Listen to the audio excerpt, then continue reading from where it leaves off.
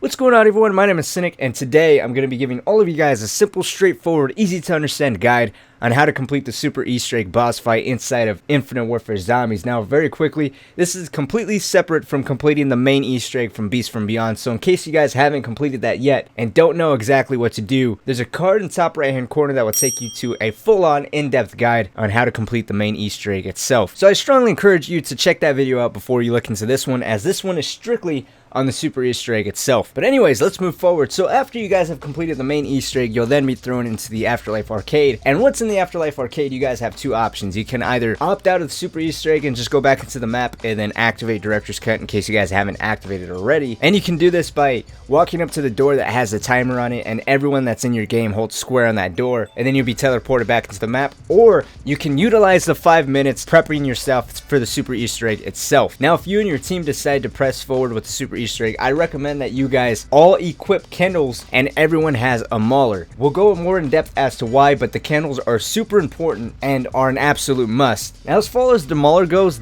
the Sentinel is top notch, but if you guys don't have the Sentinel, then technically it really doesn't matter what weapon you have. You just need a weapon that has a lot of ammunition and is really good at killing, as you need to defend yourself and defend the guy that's going to be doing symbols. Also, very quickly, I want to talk about cards. This is strictly for the boss fight. I recommend bringing Reanimated.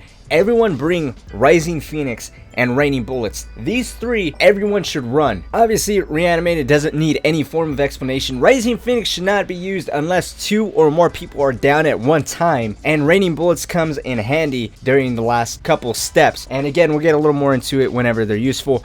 Very quickly, Hide and Seek is not accessible during the super Easter egg. It does not let you activate it. So even though Hide and Seek is very useful during the main Easter egg itself, it cannot be used during the super Easter egg. It will not let you activate it. Also, we experimented a little bit with insta-kill. Since we're going against skeletons and everything else, insta-kill does not help. The only things insta-kill helps with is against zombies, and you're very rarely going to be seeing zombies during the boss fight. So after you've filled your deck and everyone has at least the candles and a sentinel or a decent weapon at killing along with the candles, you're now ready to be thrown into the boss fight. As soon as that 5-minute timer hits 0, a cutscene will activate, and as soon as the cutscene ends, you'll be thrown into the boss fight immediately. Now, to kind of break down the boss fight itself, going based off the screenshot, as you can see, there's symbols on Mephistopheles' body, and each symbol on his body corresponds to a symbol on the ground. There's a total of 5 symbols, and to kind of make this a little easier, the 5 symbols are arranged in the form of a pentagram or a star. So a 5-pointed star at the top is going to be a symbol that looks like a V, which is the symbol that's underneath or is on Mephistopheles' throat. And I recommend you guys start on that symbol first because that's the hardest one. That's the furthest one away from any type of cover. It's actually also the first symbol that I just ran up to. So I recommend you guys start on that symbol first, as it's easier to do now than later.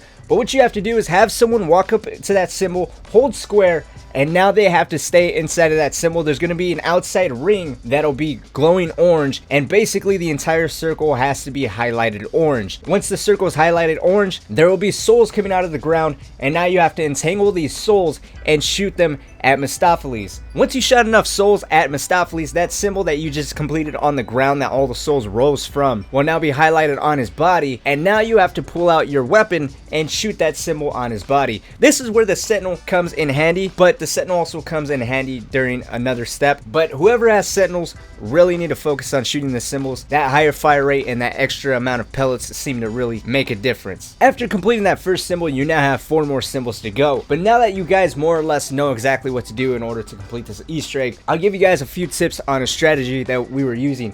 Personally, after doing a lot of attempts, I think 3-man is the best way to go. If you do 4-man, it's a little overwhelming, especially if that 4th person doesn't know what's going on. But 4-man or 3-man, the strategy is still ultimately the same. So either way, you always have one person doing the symbols. You never rotate. Have one guy do the symbols, and then you have one designated medic. Whoever's the medic, have them on a pillar by themselves and have them somewhat close to the guy that's going to be doing the symbols. The other 2 are going to be on a pillar opposite of the medic, and it's up to them to keep the medic and keep the guy in the symbol safe. And it's up to everyone to be fully aware at all times of where Mephistopheles is and what attacks he's going to be doing. Now, if you're playing 3-man, it's up to the medic to revive both the guy in the symbol and the other guy if he ends up going down. The guy in the symbol doesn't revive anybody unless he's the only one up, and the 3rd guy only revives the medic if the medic is down. It's kind of a domino effect. No one should be out in the middle at the same time. No one should be together at any given time, because there are attacks that will instantly down people, and the last thing you want is to have 2 or even 3 people down at once. If you're playing 4-man, the medic only cares about the guy in the symbol, and the other 2 on the pillar opposite of the medic are kind of partners. If one goes down, then the other guy revives him. If they both go down, then the medic only revives one, and then the medic goes back to his pillar, and the guy that got up will then revive his partner. Again, domino effect.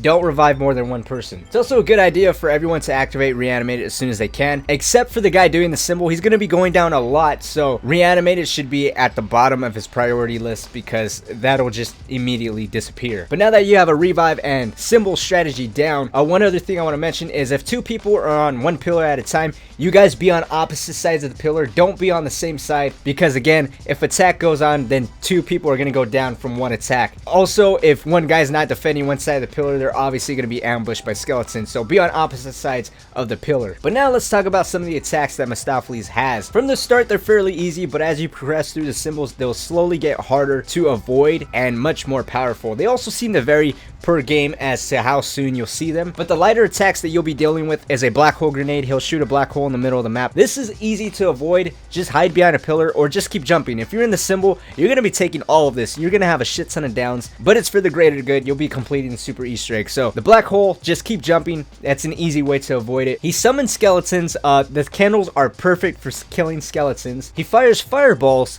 which you can actually avoid. You can actually get hit by 1 to 2 and you'll be fine. The third one will red screen you and the fourth one will down you. So you can avoid that. As long as you guys are aware of who he's shooting that at, you guys will be fine. And he also has a fire attack where he'll breathe fire down a certain area of the map. The fire will instantly down you. So just call out where he is and what he's doing.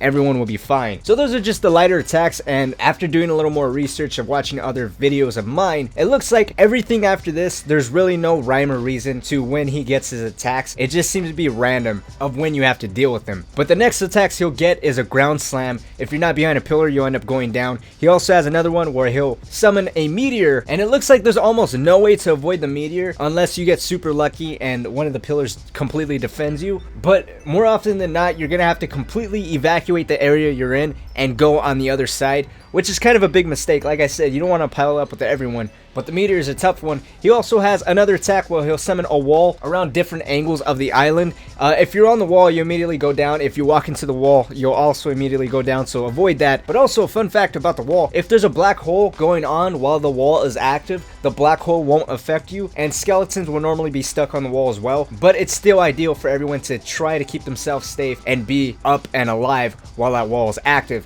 Now finally, the last attack is a fire tornado, and I've only ever seen the fire tornado during the last symbol, and oddly enough, I actually don't have gameplay of it, but you'll know exactly what I mean by fire tornado. Avoid it. That will down you instantly, and it moves around in a very weird fashion, similar to the Twist of Fate fortune card. If you guys ever use that, it acts very much like that, so just try to avoid that as much as you possibly can. Now, the very last thing that I want to talk about is the in-between symbol sequences and the final sequence itself. I felt like all of this kind of was very similar to each other, and I wanted to keep it all for the very last part. So after you complete the symbol on the ground, and after you successfully shoot the symbol off of Mephistopheles' body, the map will get dark, and then you'll have to deal with regular zombies, phantoms, cryptids, and clowns. Now, during this time period, you can actually run around the map. You're perfectly safe, nothing's gonna happen, but just keep in mind, this sequence is timed. If you don't kill everything within a certain amount of time, you're then gonna have to deal with the meteor shower and with whatever else is still left alive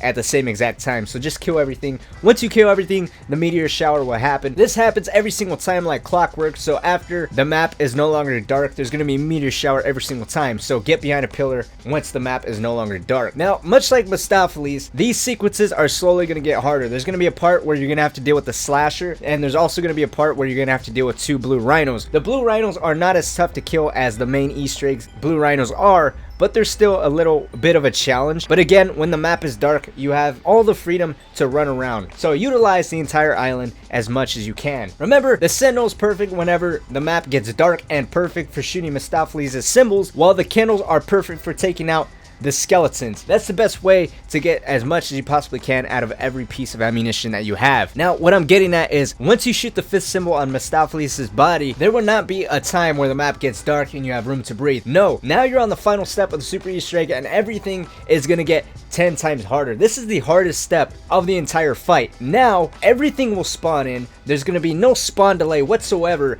and every symbol on Mistopheles' body is going to be highlighted. The point of this step is to shoot the symbols on Mistopheles' body. Once you do enough damage to each symbol, the talisman on the ground that corresponds to that symbol will slowly rise, and you have to get every talisman to rise, and then you have to hold square on each one and activate it. This is where raining bullets comes in handy, because like I said, everything's going to be spawning in. You guys should slowly take turns popping a raining bullets and spam your candles. Let someone that has the sentinel be the one to shoot the symbols on Mistopheles' body, while everyone else that has the candles defend themselves and defend the guy that's shooting the symbols. Side note, I don't believe you got to stand inside of the symbols in order to shoot Mistopheles. I think you just have to shoot Mistopheles. The damage will register and the talisman will rise. I mean, if you want to play it safe, go ahead and have one guy stand in symbols, but to be honest, I don't think you have to stand in any symbols. You just have to make enough damage to each symbol on his body. It'll register and the talisman will slowly rise. Now, once all the talisman are completely raised up as high as they can possibly be, have everyone run up to one, activate each one, and then you'll notice that they'll all shoot laser beams at Mistopheles, and that's the fire tornado that I was just mentioning that the teammate went down from. But after the laser hits Mistopheles, he's gonna fall in the middle of the map. Everyone shoot him. Do not let anyone stop firing. He's gonna be generating a black hole. I'm not too sure what happens if you don't do enough damage to him, but if you do end up doing enough damage to him, then he'll stop generating the black hole and he'll explode, and the cutscene will immediately activate. And congratulations, guys, you have successfully completed the super Easter egg for Infinite Warfare Zombies. Fairly easy, very straightforward. After doing a couple attempts, you'll understand all the attacks, and there is a little bit of rhyme or reason. The only hard part is that final step where there's no spawn delay and everything keeps spawning in, so raining bullets is very much useful during that final step. Anyways, let me know what you guys think down in the comment section below. If you guys need any more tips or tricks or any help whatsoever on the super Easter egg, don't hesitate to ask down in the comment section. My name is Cynic. Thank you guys so much for watching, stopping by. Hopefully it did help you guys out. And until next time, guys, I'll see you all later. Where the hell are we? Ugh, why can't we leave this place?